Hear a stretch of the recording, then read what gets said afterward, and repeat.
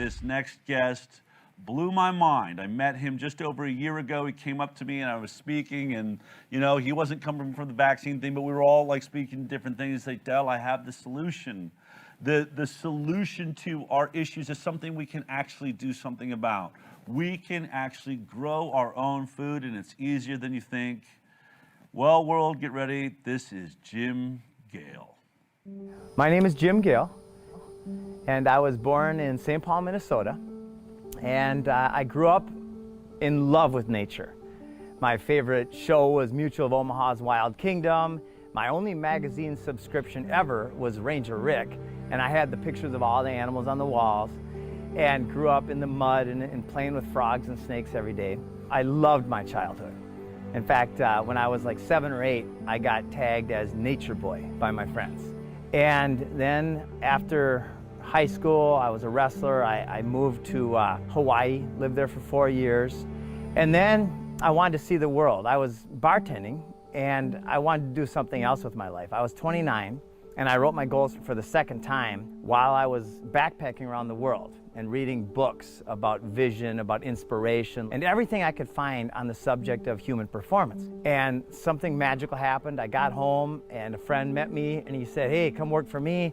3 years later, my company did about $1.3 billion in revenue, and I retired. I was 32, 33 years old, and I was looking for my next thing. So I bought a boat. I lived on the ocean in the Bahamas for a year, and I got bored. I got bored very quickly. It wasn't inspiring. So I moved to Costa Rica, and at the same time, I had heard the word permaculture. And permaculture stands for permanent culture. It's a sustainable agricultural design science. And when I started studying permaculture, I realized that we are destroying our planet on multiple levels. That we are poisoning our air, our water, our soil. And I started going down that rabbit hole and studying the problem. So I spent about 2 years digging in. It was kind of a crappy 2 years because anytime you're looking at the problem, it doesn't feel good. I'm an optimist. I love life. I love nature. My girls are my biggest motivation in life. Well, that's when I read Bill Mollison's quote. Though the problems of our world are increasingly complex, the solutions remain embarrassingly simple. And I started bawling. That's when I cut off this idea of focusing so much on the problem, and I started focusing on the solution. The solutions are simply by turning our unsustainable use of resources into a sustainable use of resources, which is better on every level. So I thought, how can we create a model, a business model, that brings these solutions to the world and that's scalable? And so that's what this whole company, Food Forest Abundance, is all about. When we grow our own food, our own medicine in our backyard, instead of the lawn, there's 40 million acres of lawn in the United States. When we turn 30% of that lawn, which is the most destructive monoculture on our planet, taking more resources and more pesticides than any other crop, and it doesn't provide a yield, it's monochromatic, that's not natural. So we design systems that mimic natural systems. That's how we change the world. The food forest movement is exploding globally, and it's completely organic, which is the right word to use. The process of creating a food forest starts with design. It's by far the most important. And as I alluded to, most people don't understand what makes a successful food forest, and it is mimicking patterns found in nature. So, a guild, a community of plants that supports each other is job one. And designing it using factors such as the sun path, where the shaded areas of your yard are relative to trees and your house, where the water paths are if there's erosion issues, what the soil is like currently and how to build soil. Most American yards which have a successful lawn can easily be amended to grow food.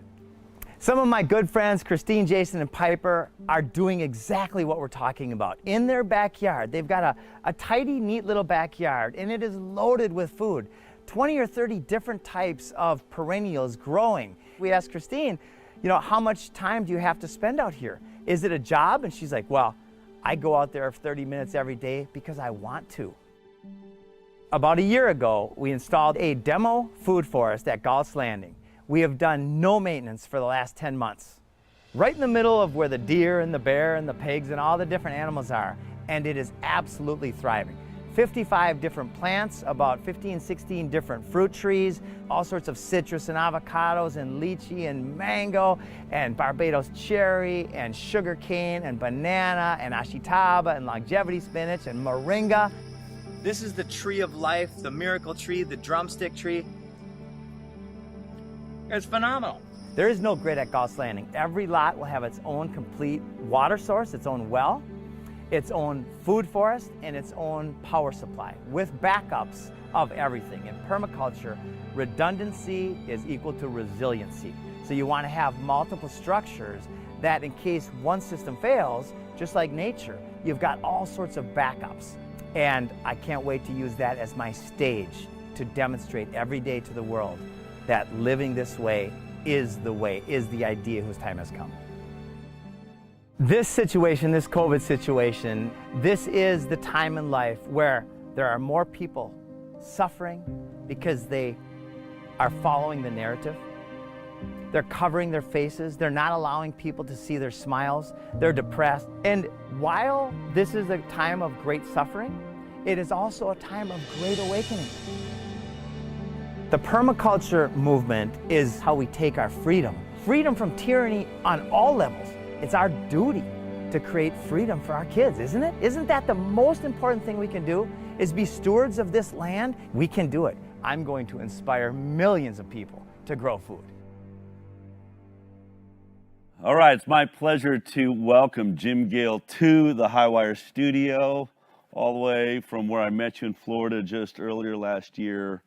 You know, to begin with, I think that so many of us have thought about gardening. In fact, I've tried. Now we're going into, I think, season 2, maybe 3. I kind of messed up last year's spring season. I got in, planted late, then fall again. I just feel like it seems hard. It seems hard, yet what I liked about talking to you and what you're doing is there's an easier way, right? This idea of food forest, but tell me about it.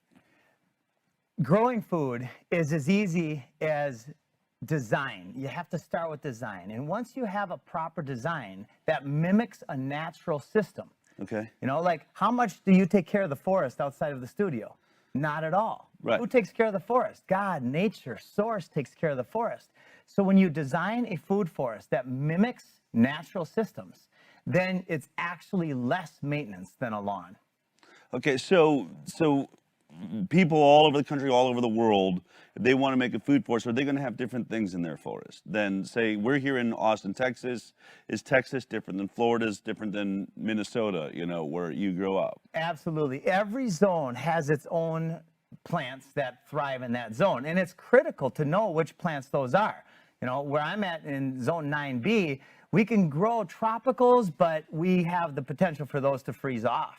And then you can create microclimates. There's all sorts of ways to do it. But in this zone, I believe this is zone 8, you're going to have plants that thrive in this zone. And then still, you're going to have the 10, 20, 30, 100-year climate events like you just had a few weeks ago. Right. So it's really important to know the zones and know the plants that work best in those zones. And that's something that your company actually helps people out with, right? We reach out, I go to your website, I can find out, you know, get in contact and find out what would work best in my area. That's exactly what we do. Everything starts out with design. Like, design is job one. It's like building a house. You can't start building a house unless you have a blueprint.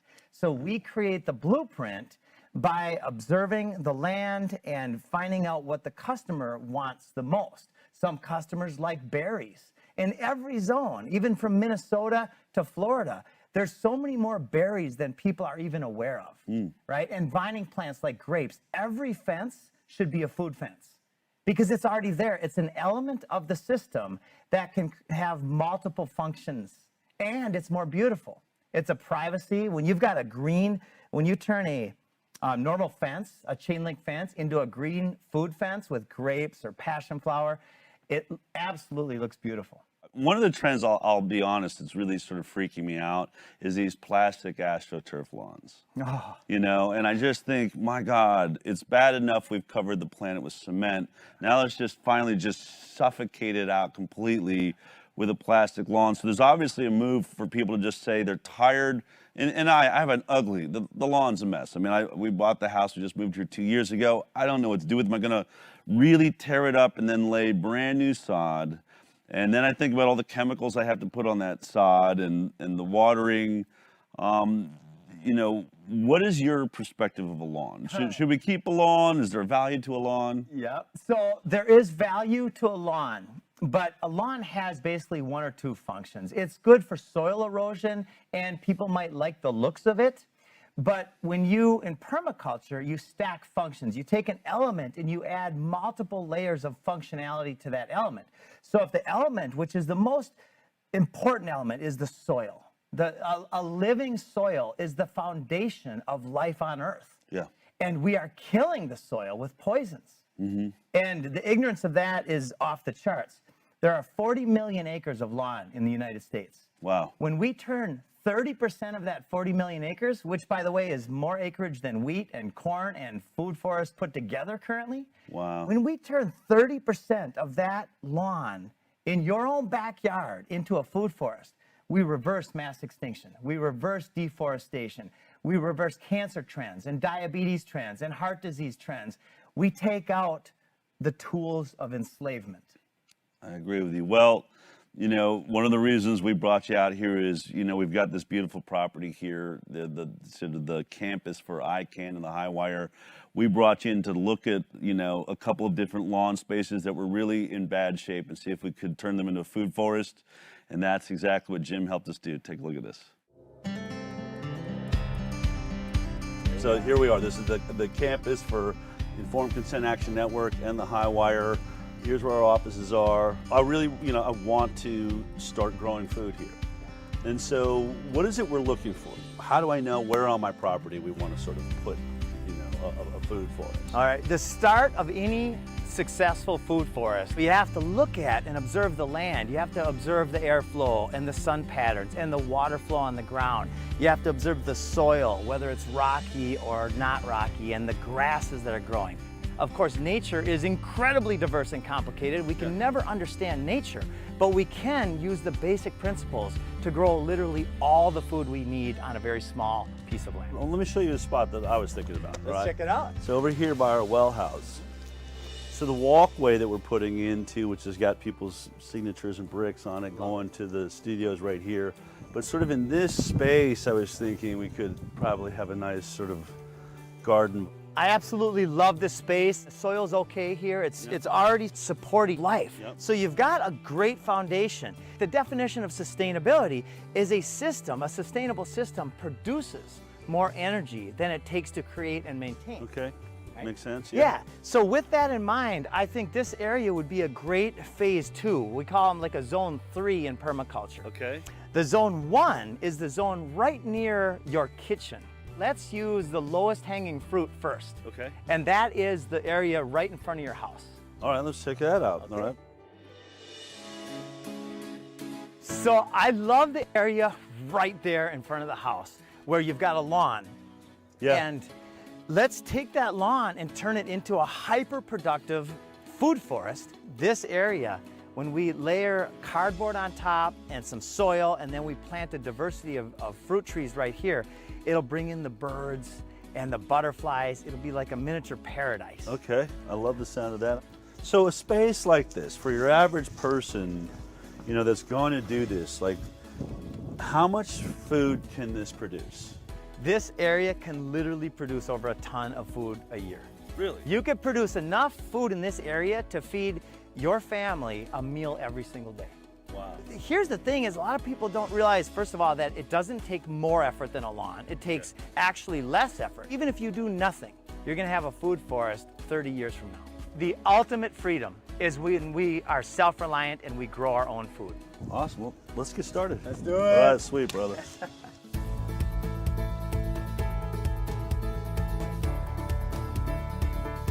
Once you get the design completed, the next step will be preparing the ground. So we're starting with cardboard to suppress some of that stuff like the grass especially, because it becomes a competitor to what we want to be growing here. And so this cardboard is alive and it will help actually be worm food and food for the different microorganisms that are needed for a successful food forest.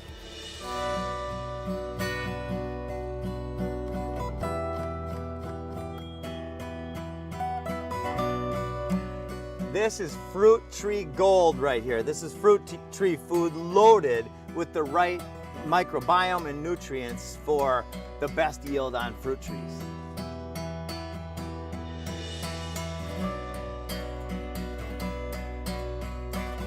We love to use resources that are existing on site whenever possible. This is an old wood pile that has been left here, and we're gonna put it in the wood chipper over here, and we're gonna spray those wood chips right on top.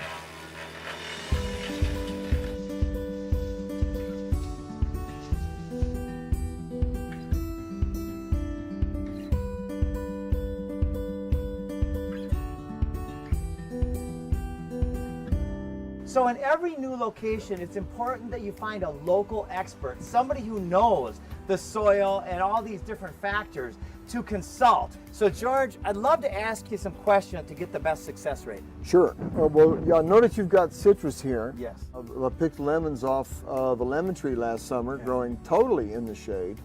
And we must have picked, probably 500 lemons. The best way to protect your citrus is put it on the south side of the building. It serves as a windbreak, but also if it's a stone wall, that wall yields heat during the coldest parts of the big freeze snap. It works that way for almost any citrus you want to grow here in Central Texas.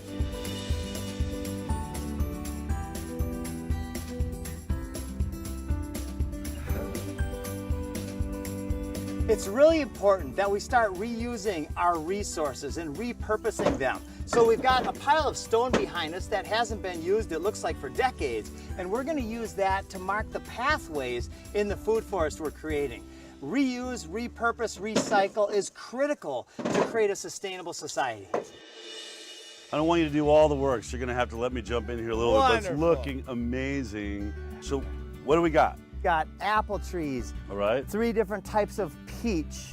We've got blueberries and blackberries. And what we love to do is design in a functional way that serves you the best and your crew and everybody. So we'll make a trail here and we'll put the berries all along the trail. So I can just grab berries as I'm like running across over to the studio. Love it. Look at how beautiful that thing is. And now limes are incredible medicine. They leave an alkaline ash. On the edge of the house here, we have figs. Figs are awesome to actually train. So get along a wall. Yeah. There's a lot of plants that their leaves, as they decompose, they create nutrient-rich soil. Wow, cool. So that's how a natural system works. The permaculture movement and the UN said that we have 2 generations of soil left. Really? What does that mean? That means my grandkids won't have any soil. That's a big deal. I brought these in our car trip from my home in Florida. Okay, out of cool. my garden. This is longevity spinach, Yep. the plant of 1,000,000 cures. This is a perennial spinach that you literally put in the ground, you give it some water, and it'll just continue to grow. Wow. And you can eat this. It's way better than lettuce. It's tastier, Wow. and it's like 100 times more nutritious. That is really Isn't that tasty. amazing? Yeah. And then elderberry. Love the elderberry. Yes, yes. Kids love that. It's about the only thing I can get down their gullet when they have a cold. So Yeah. Elderberry is known for its antiviral qualities and much, much more. can I plant a tree? Let's get you a shovel. All right, let's do it.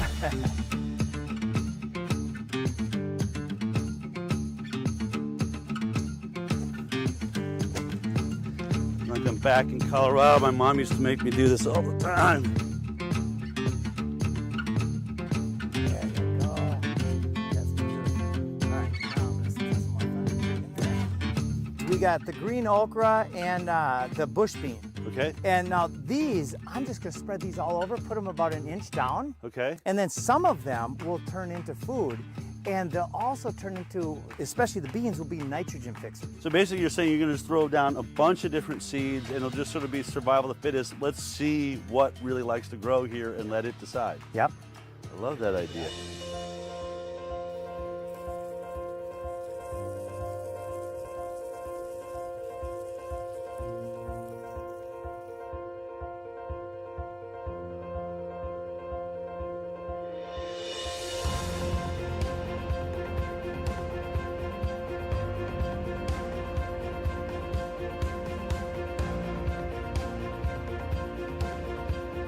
Man, I can't wait to see, you know, all of this starting to produce fruits and vegetables, and we'll have to have you out with a big feast. How's that sound? That sounds awesome. Job well done, brother.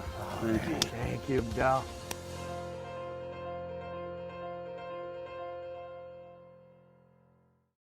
Well, I mean, first of all, just right from the get-go, it looks like a million times better. My question is, you know, that's probably like over 1,000 square feet, the lawn we did right there. Yeah. How much food is that going to produce? Obviously, we just planted it. Some of these things are going to have to mature. We poured tons of seeds. Like, I don't even know what's going to come up. Do you know? I mean, you know, tell me about that. So nature has a way of selecting seeds according to what is in the soil and some kind of magical thing that nobody understands. Okay. No scientist in the world understands how the microbiome works. We're just starting to understand how trees communicate. And a tree will actually choose its own offspring when giving food compared to another tree that's not its own offspring. Like, that gives me the Interesting, chills. yeah. Isn't that mind-blowing? So what we start with is a design that is multi-layered. Yeah. And a lot of people don't realize how simple it is when you mimic natural systems. You start with roots and tubers in the ground. And they could be sweet potatoes, which, by the way, is one of the ultimate prepper foods. Sweet potatoes. Potatoes got the Russians through the collapse of Russia. Yeah. And sweet potatoes are one of the most nutrient-dense foods. Yeah. So they're easy to grow. And you can eat the leaves, you can eat the stems, you can eat the potatoes all year long. And then you go up to the next layer, and the herbaceous layer, and you've got a lot of medicines in that layer, along with the shrubs, and then the small fruit trees and the big fruit trees, and then the vining plants that can go up your trellises or your fences. So now in 1,000-foot area, you don't have just one layer of monochromatic crop that doesn't provide food, Right. which is the lawn, but you've got 7 layers of hyper-functional food and medicine. You know, like Hippocrates said, let thy food be thy medicine. Yeah. When people eat healthy organic food, you don't need medicine. That is medicine.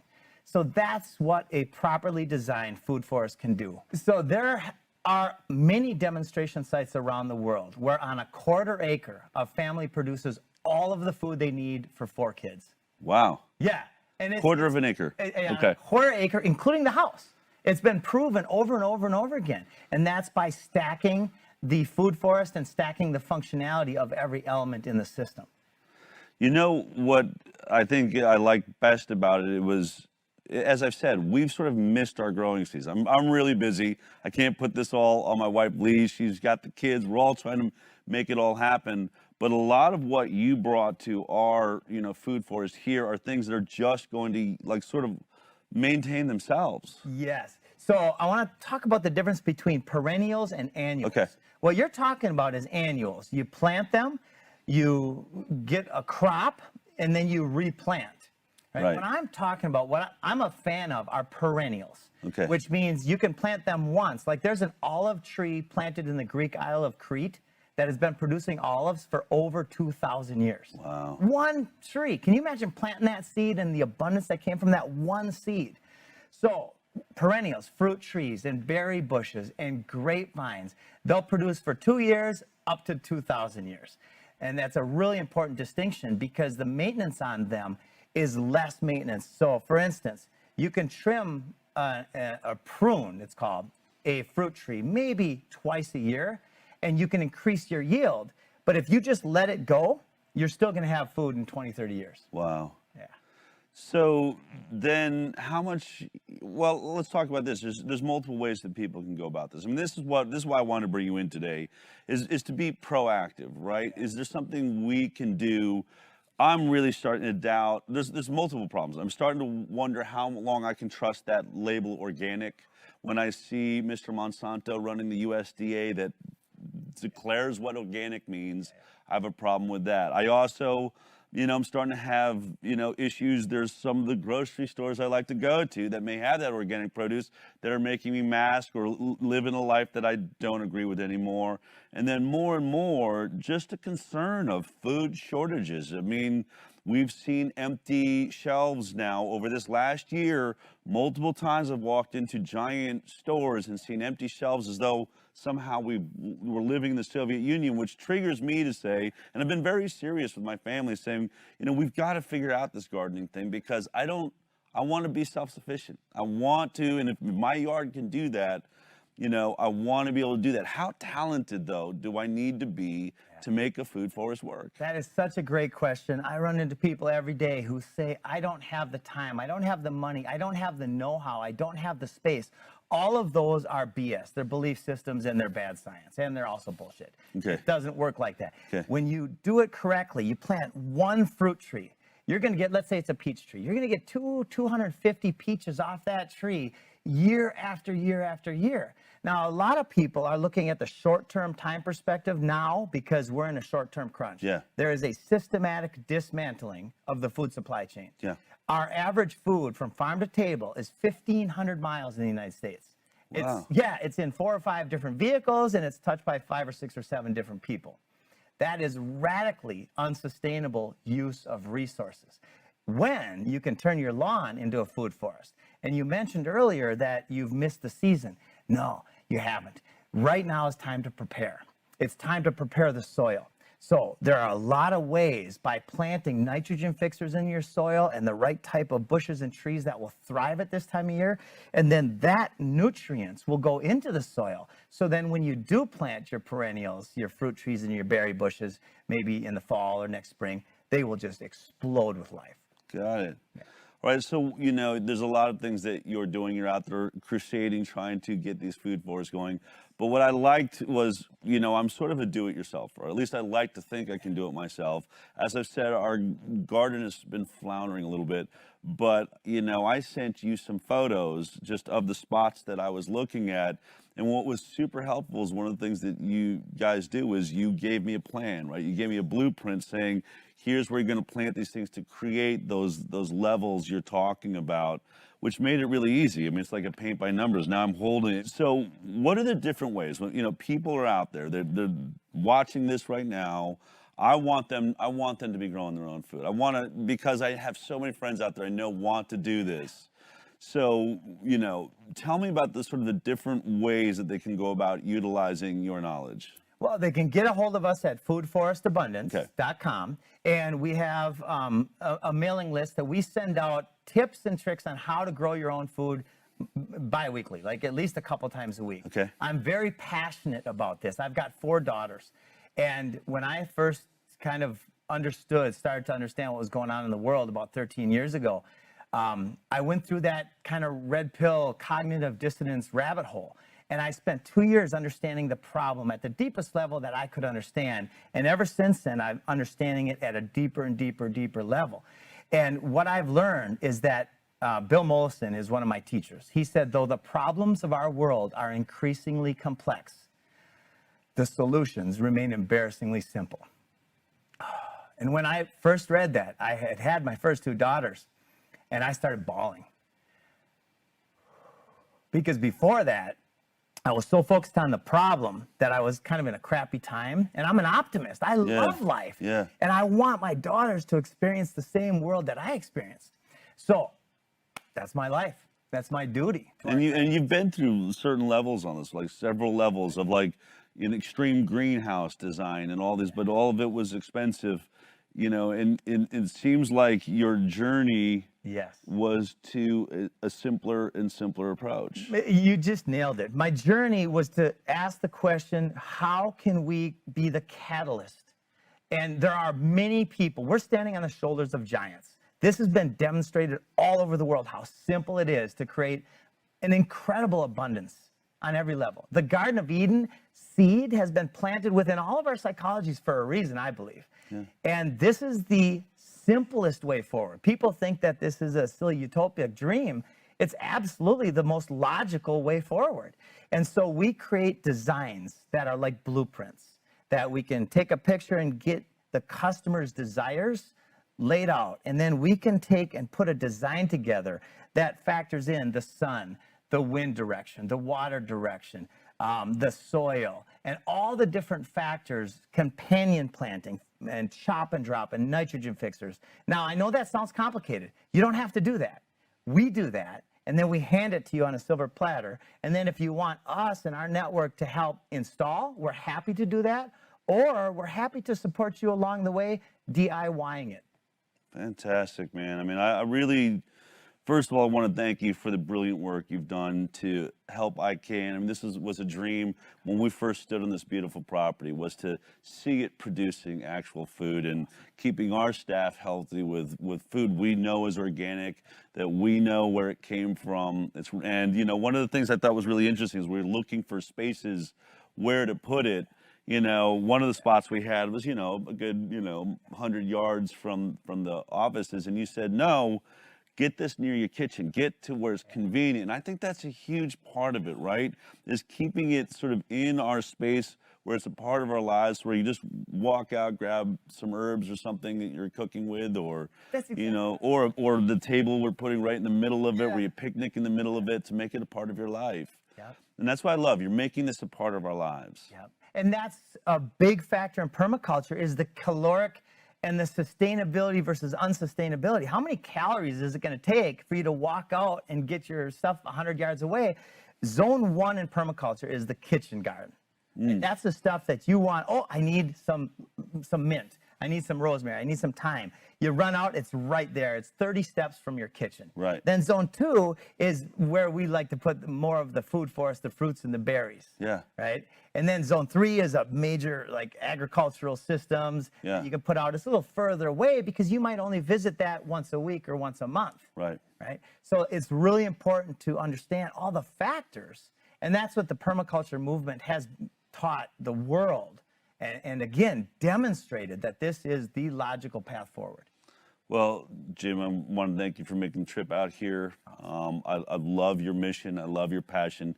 Keep up the good work, all right? And hopefully we'll see a lot more food forests out there in the future. If you want a food forest or you want help doing that, go to foodforestabundance.com. This guy is amazing. It's a beautiful experience. It was so much fun to get my hands in the dirt. And every time we eat any of that food, to know that, you know, my hands were part of putting that there, and that we started that growth and that life force.